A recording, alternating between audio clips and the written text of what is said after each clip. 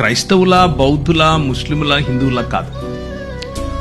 ఒక మనిషిని అన్యాయంగా చంపడం, అన్యాయం జరిగిన చోట దేవుడు ఎందుకు ఏం చేయట్లేదు కదా, అంతేనా? అందరు భక్తులకు ఇదే క్వశ్చన్, మీకొకరికే కాదు, ప్రపంచంలో ఉన్న అన్ని రకాల భక్తులకు ఇదే క్వశ్చన్. అయితే భక్తులు ఏం ఎక్స్పెక్ట్ చేస్తారంటే, జరగంగానే ఆయన కత్తెత్తుకొని వచ్చేసి వేసేయాలనుకుంటారు. But God doesn't work like that. ఆయన అలా పనిచేయడు.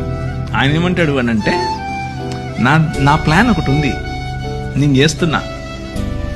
మనం అనుకున్నట్లుగా కాకపోయినా ఆయన తనదైన శైలిలో, తన పద్ధతిలో సమస్తాన్ని నూతనపరుస్తున్నాడు.